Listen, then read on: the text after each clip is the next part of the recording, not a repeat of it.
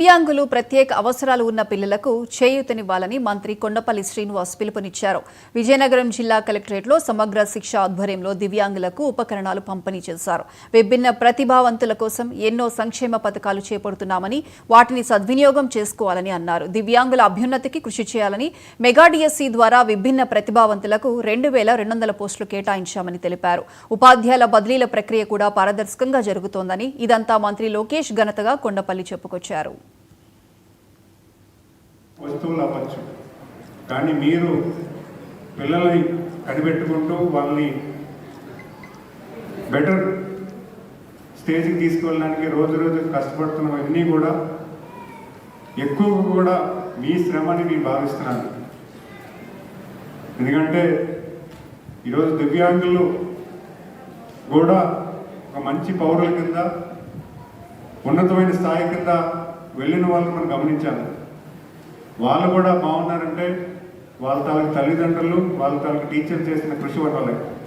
కనుక కూడా మీరు కూడా పిల్లలకి వాళ్ళు ఎటువంటి తప్పు చేయలేరు, వాళ్ళని గమనిస్తూ వాళ్ళని ఓపికగా మీరందరూ కూడా వాళ్ళని సహకారాన్ని చేయాలని కోరుకుంటూ, మరి ఈరోజు ప్రభుత్వం కూడా ఈరోజు నాకు ఈ డిపార్ట్మెంట్లో ఇప్పటివరకు నేను ఎప్పుడు రివ్యూ చేయలేదు.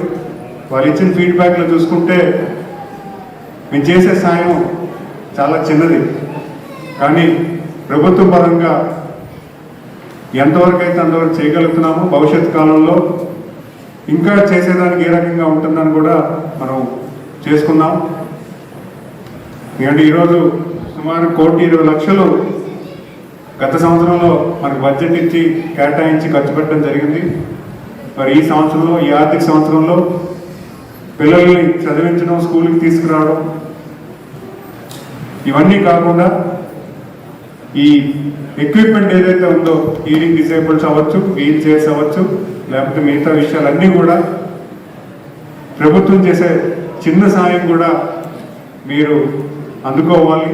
దాన్ని వాళ్ళకు ఉపయోగించేలాగా, ఉపయోగపడేలాగా మీరు కూడా దాన్ని